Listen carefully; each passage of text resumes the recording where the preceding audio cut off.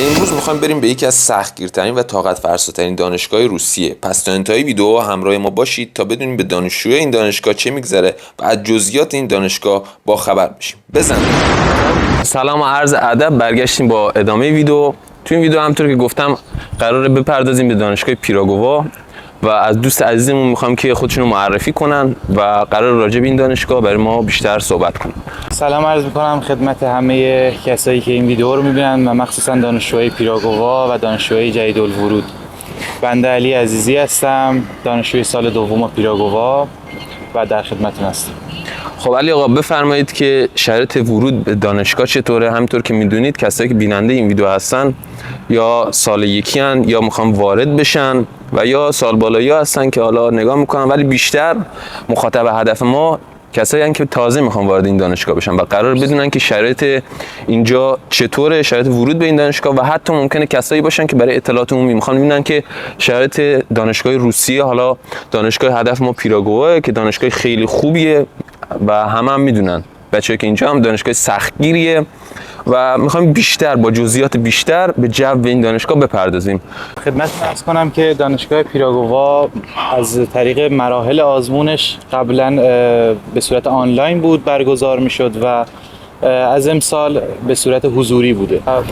امسال ورودی‌ها تغییر کرده و یکی از مراحل در ایران برگزار شده در استان تهران و یکی دیگه از مراحلش در دانشگاه پیراگووا بود. بفرمایید که درسای سختش چطوره، نحوه مطالعه‌تون، سختگیری اساتید، از اینا برای ما بگین.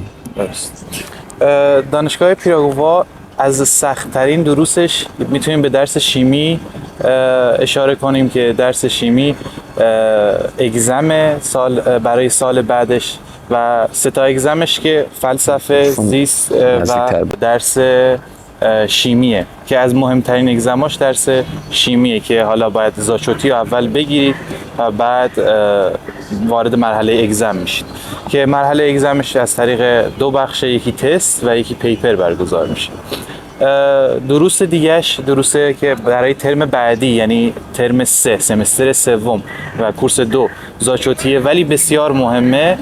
یکی درس آناتومی و یکی درس هیستولوژیه که خیلی باید اهمیت زیادی به این دو تا درس بدید. می‌خوایم الان راجع به اون دردای دانشجو صحبت کنیم. خب یک چیزایی هست که تخصصیه که حالا به اونا میپردازیم برای کسایی که دوست دارن بدونن، ولی یک چیزا هستش که آقا کمتر بهش توجه میشه و علی آقا و محمد آقا اومدن عزیزای ما که راجع به اینا صحبت کنن و شما رو آگاه کنن نسبت به این زمینه. بسم الله شروع کنین. خب به نظر من دو سه تا از معایب دانشگاه پیراگووا و چیزایی که واقعا آزاردهنده است اینه که ریت پاس شدن و زاچوتی، حالا به قول معروف، در دانشگاه پیراگووا 70% به بالا، یعنی 70 نمره از 100 نمره است که خیلی تلاش زیادی میطلبه که باعث پاس شدن بشه.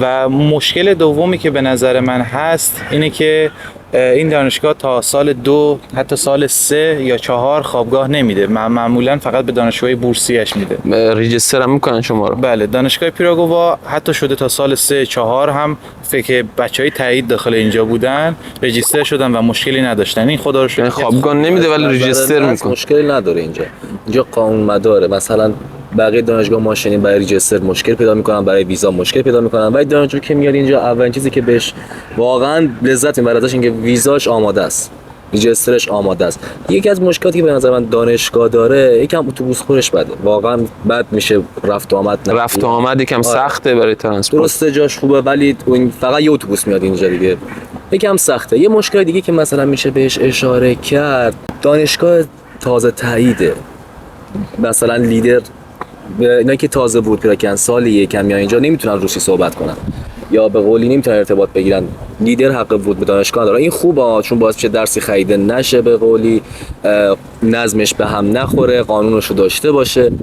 ولی دانشجویی که روز اول میاد اینجا واقعا دانشگاه خیلی بزرگه، از خوبیاش اینه که همش یه جاست، نیازی مثل بقیه دانشگاه. آره مثلا دانشگاه ما هر ساختمونش یک جایه، ورزش باید بریم شمال، چه میدونم برای دکانات بیای مرکز، همش باید تو مترو باشی. ولی دانشگاه شما خدا رو شکر این خوبی داره که همه یک جایه، همه چیز یه جایه، ولی دیگه کسی که روز اول میاد به هر حال دیگه مهاجرت دیگه، هر کی روز اول میاد دیگه سختی خودشو باید بکشه، نمیتونه لیدر بره تو دیگه، فقط دانشجو.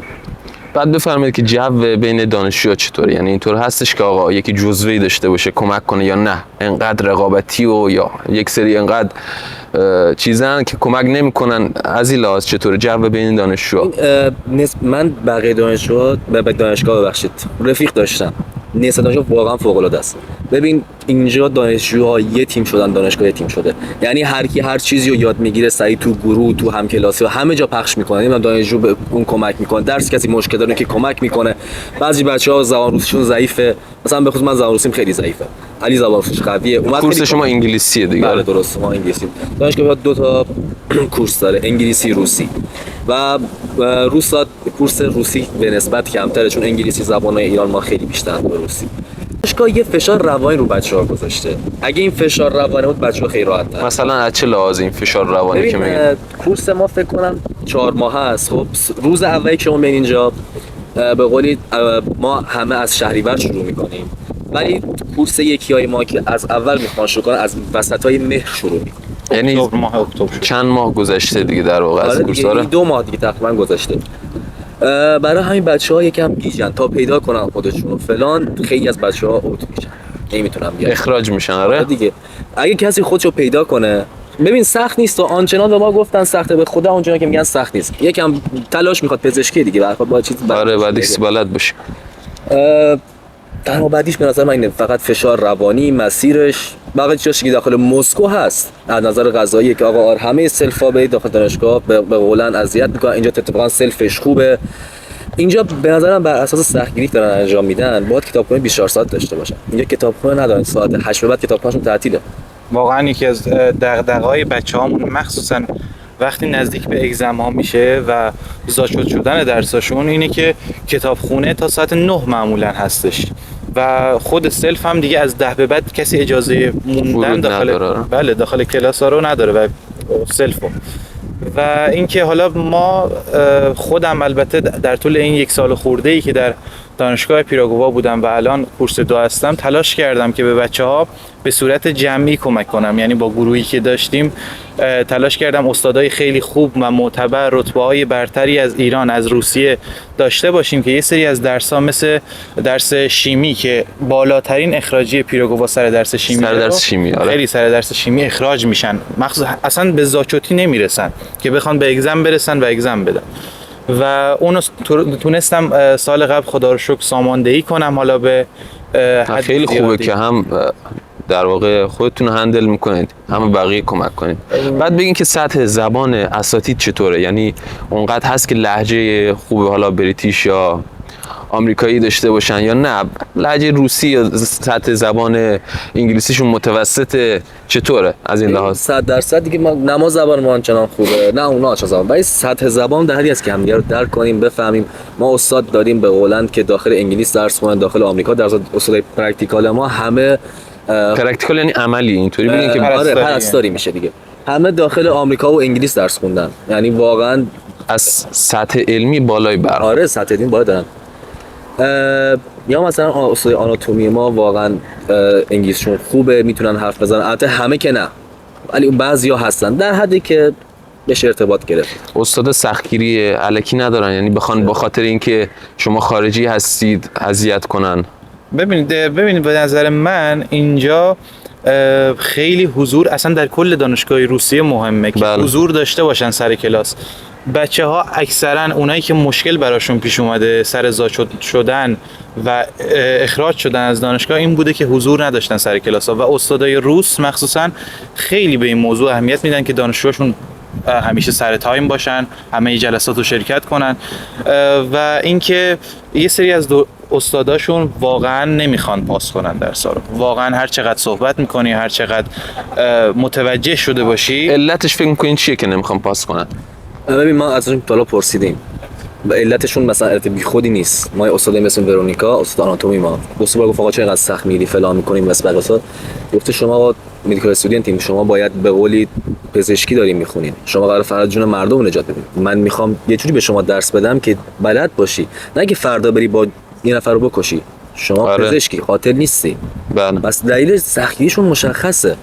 حالا بعضی وقتا آسون‌تر میگیرن، حالا فلان بهمانه، ولی اون اصولی هم که سخت میگیره، حالا مثلا بچه‌ها من دیدم آخر سر پاس کرده، سختی هرکی نگرفته، مگه اینکه مثلا واقعا میخواد. ما یک استاد داشتیم هیستولوژی میونه کلامتون، میگفتش من سخت که میگیرم میخوام شما وراج استوماتولوگ بشین، شما فقط دندون ساز نیستین، شما وراج هم دارین، اون کلمه پزشک هم دارین.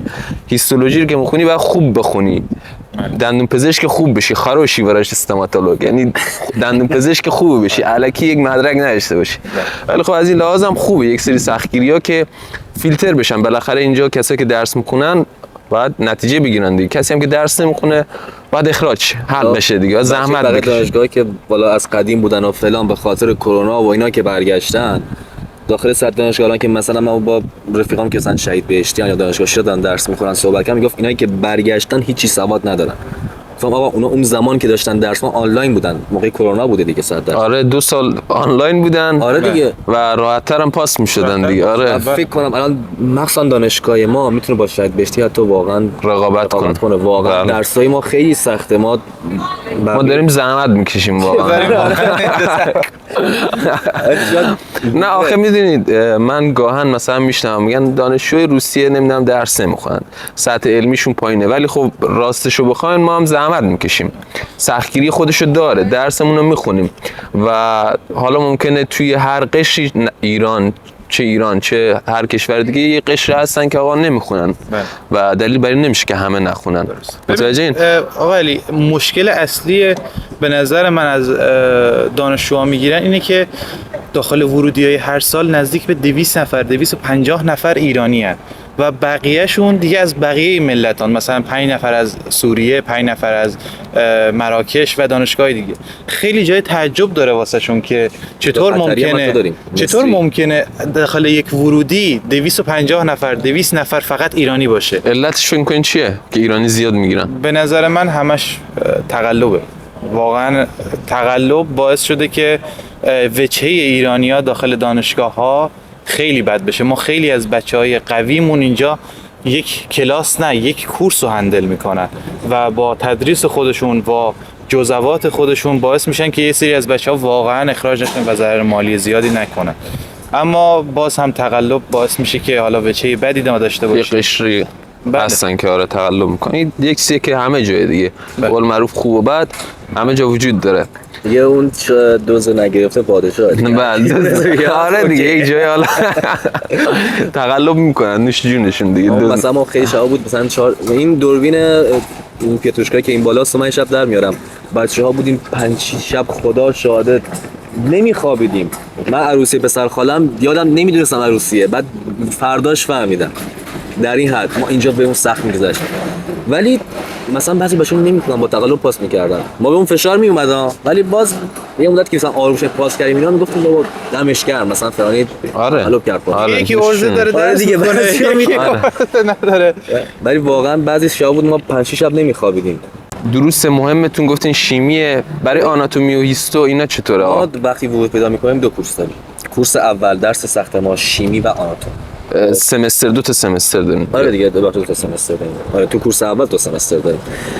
سمستر اول درس سخت ما شیمی و آناتومیه و بقیه درس‌ها خیلی پد دست باگیرن، یعنی اینا مثلا هومورک‌های فیزیک، لغات حفظ کردن لاتین دیگه، همین روزایی که میخواد بری ورزش کنی دیگه درس من یادم بیاد زیست ورزشی که به خاطر استاد خوش میگذره خیلی خیلی خوش. ببین المپیاد آماده میکنن جدا، خیلی خوبه، اینقدر اون فشار میاد حتی یه جلسه نمیبخشن.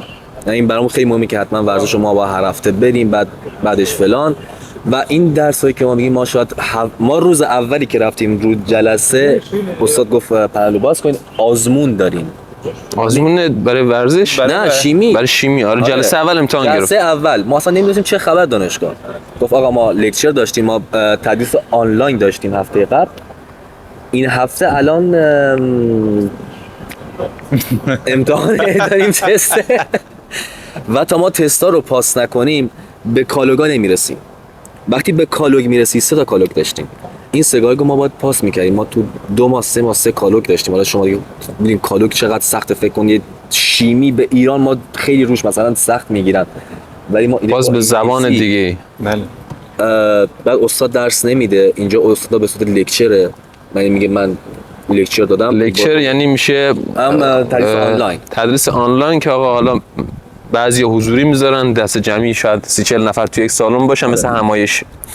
ببین ما در طول هفته 4 روز به صورت حضوری میریم، 1 روز به صورت آنلاین و 2 روز دیگهش تعطیله و حالا اون فشار بچه‌ها در نکنه اشکال نه، شما ادامه بده. اون فشاری که به بچه‌ها میاد به خاطر حجم زیاد ساعاتیه که داخل دانشگاه میگذرونن. ما در این سمستر جدیدی که داریم نزدیک به 3 تا از کلاسامون از ساعت 3 تا از روزامون از ساعت 8 صبح 8 و نیم صبح تا حدود 6-7 شب ممکنه کلاس داشته باشیم و همینطور دانشجو به نظر من باید روزی 3-4 ساعت حداقل درس بخونه و وقتی برمیگرده خونه واقعا خسته و کوفته، انرژی نمونه، بدون انرژی باید بیدار بمونی و در طول ترم کلاً ببینید فرق میکنه. خب دیگه داخل ایران یه سری آزمونای میان ترم داشتیم، یه سری آزمونای پایان ترم داشتیم، ولی اینجا به صورت کالوگیه، یعنی اول یه سری تستا رو میبندی، یه سری تاپیکا رو میبندی و بعد به کالوگ میرسی.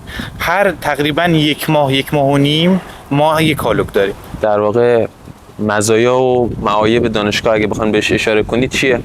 به نظر من از مزایای دانشگاه پیراگووا اینه که تمام کلاس ها داخل یه ساختمان برگزار میشه، البته واسه کورس 1 تمام کلاس ها داخل همین ساختمان اصلی پیراگووا برگزار میشه و مزایای بعدیش اینه که اینجا رجیستر میزنن، حتی شده تا سال 3 تا سال 4 رجیستر رو میزنن، حالا با اینکه تو خوابگاه نباشی و این خیلی خیلی برای دانشجوها ممکنه اگر که نزنن هزینه بر باشه. حالا بعضی از دانشجوها ممکنه صابخونه‌شون بزنه، بعضی ها ممکنه خریداری کنن و از معایبش به نظر من همین سختگیری بیش از حد و سر درس شیمی که سر گفتین، درس شیمی و همه درس‌ها ممکنه درس فیزیک هم حتی به شما سخت بگیره در صورتی که تمام کلاس‌ها رو شرکت کرده باشید.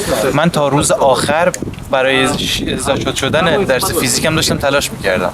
درسته. و اینکه حتی شده بود روی زمین نشستم و شروع کردم به نوشتن برای اینکه استاد بتونه اضافه‌ام کنه. یه نکته رو که می‌خواستم واسط بگم اینه که درسته دانشگاه پیراگووا دانشگاه خیلی رنک بالاییه، درسته که استادای سختگیری داره، درسته که منظمه و همه این فاکتورها هست، اما ما یه فاکتور رو یادمون رفت که بگیم، اینه که دانشگاه پیراگووا، همه دانشگاه البته، ولی دانشگاه پیراگووا بیشتر شانس درگیره.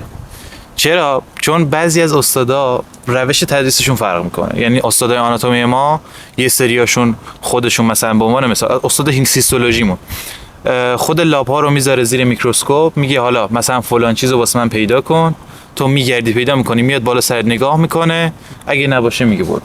ولی یکی از استادا مثلا میندازه روی پروژکتور و شروع میکنه به پرسیدن. سختگیری بیشتر میکنه. سختگیری بیشتری میکنه. آره اذیت میکنه، حال نمیکنه با چهرت. دقیقاً. آره باز خیلی ها بوده میگه آقا خوشم ازت نمیاد. من دیدم به خدا یکی همینه، دوستان بودن که بالای 21 بار 22 بار آناتومی و هیستولوژی رو تکرار کردن، یعنی پافتور زدن که این درس و این کالوگو پاس کنن و استاد میگفت ببین دانشجوی خوبی هستی ولی نمیخوام پاست کنم و این یکی از بدیاشه، خیلی اذیت کننده است. حالا شانس شما میخوره که یه استاد آناتومی خوب، یه استاد شیمی خوب به شما میخوره که آنچنان فشار روانی بهتون وارد نمیکنه، آنچنان سر تقلب کردن سخت نمیگیره و حالا زاشتتون میکنه به راحتی، اما واقعا شانس دخیله. بله ببین تمام استادا سختگیری خاص خودشونو دارن، هر کدوم به یه شیوهی ممکنه از شما بخوان درس و مثلا یکی از شما لابراتوری میخواد، درس فیزیکی لابراتوری ورک میخواد که شما بنویسید. یعنی دفتر خاصی دارین یا نه بعد جز خلاصه نویسی کنین، جزوه نویسی کنین، یادداشت برداری کنین؟ انجام میدیم ما تو فیزیک این آزمایش رو ما باید به قولن انجام بدیم و قبلش یه سامری خلاصه‌اش انجام میدیم، یه خلاصه به قولن باید بنویسیم، یه سامری کنارش لب ورک به قولن از اون آزمایش که انجام دادیم معادلات نوشتاری باید این نتیجه گیریش در واقع. آره دیگه. خلاصه که از اون موضوع فهمیدیم ما اونو باید بنویسیم. آره به جز این باید خود آزمایش از 0 تا 100 رو برگه ما بیاریم، براش نمودار بکشیم، براش به عدد قولن دقیق باید انجام بدیم. و جوری نیست که مثلا بگیم بشه رو هم نوشت فلان. هر 4-5 نفر یه دستگاهن و استادا معمولا اعداد رو میدونن و اگه ما کم و زیاد کنیم خوب انجام بدیم استاد میفهمه و خیلی اذیت میکنه و اگه کسی تو اون گروه کار انجام نده استاد قشنگ متوجه میشه، یعنی میاد میگه این چیه، تو ندونید این چیه، قبول نمیکنه.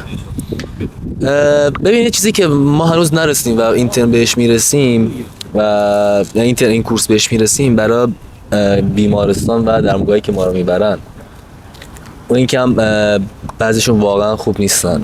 یعنی از سفارت ما آوردن بچه‌ها باش صحبت کرده، حالا گفتن از امسال تغییر میکنه. یکی از معایبش فعلا اینه، ولی با این بودجه‌ای که بهشون رسیده فکر کنم این ترم درسته، چون کل دانشگاه دارن تعمیر میکنن. من گفتم این دانشگاه فکر کنم 3-4 سال 5 سال شروع به کار کرده برای ایرانی‌ها. برای ایرانی‌ها چون قبلا غیر تایید. بله. برای همین زیاد براشون چیز نبوده، ولی الان که بودجه بهشون رسیده 300 تا دانشجو خارجی هست. شهریه چقدر اینجا الان برای کورس جدید؟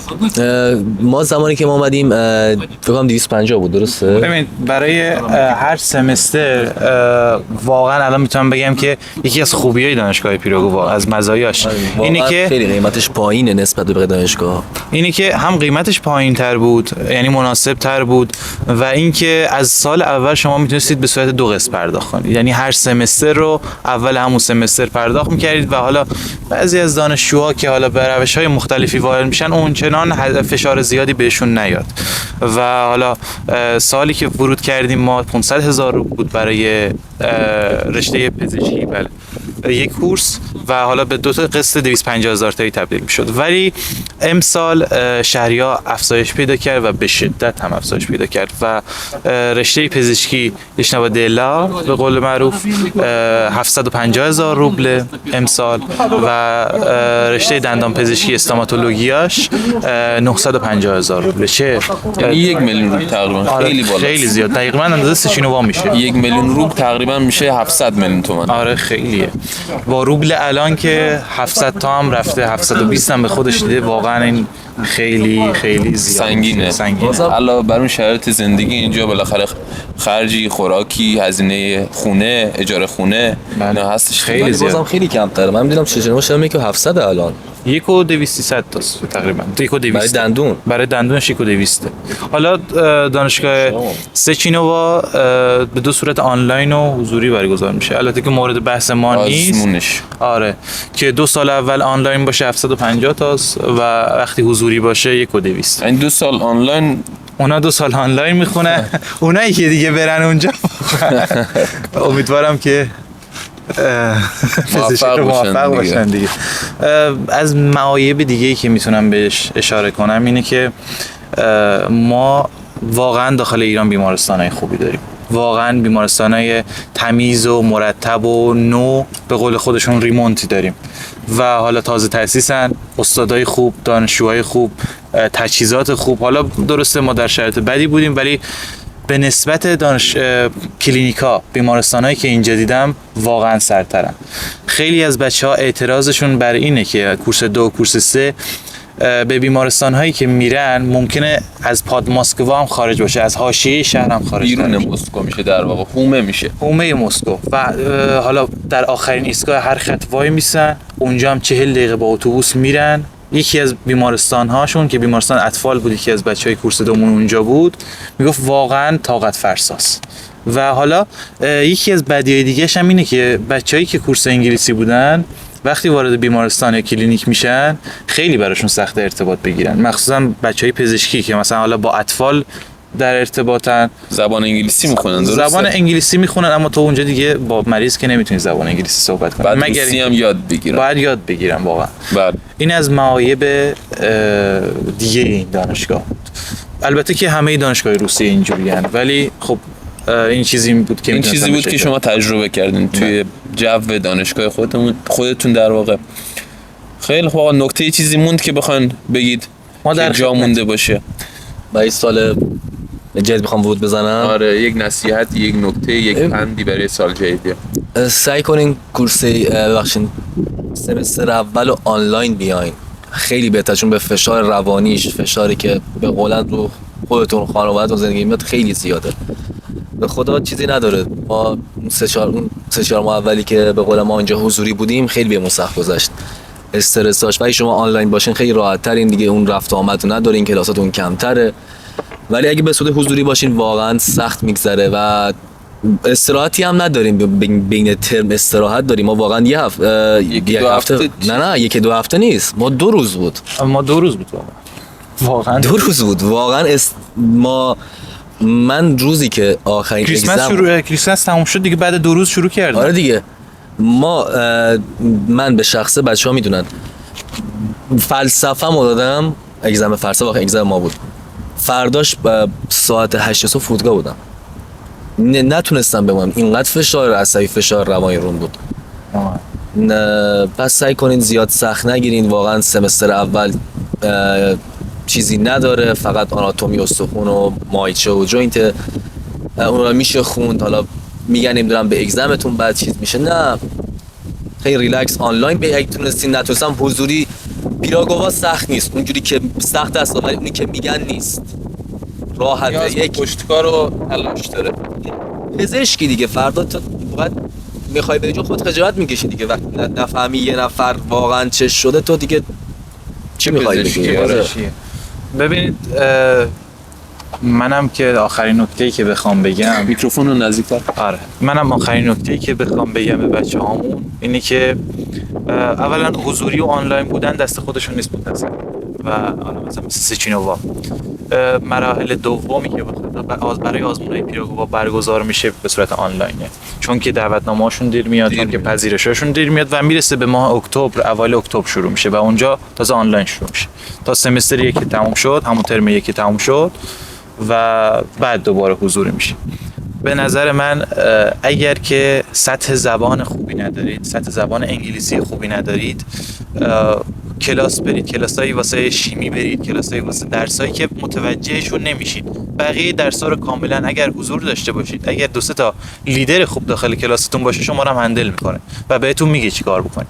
اما درسی مثل شیمی رو باید متوجه بشید، درسی مثل آناتومی رو که اصطلاحات تخصصی داره،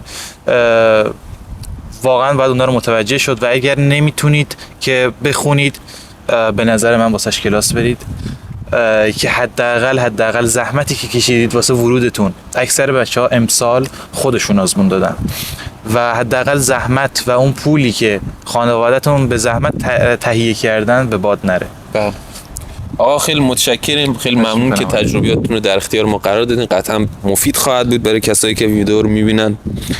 به هر حال خیلی لطف کردین، متشکرم آقا. متشکرم که تا انتهای ویدیو همراه ما بودید. فعلا خدا نگهدارشون.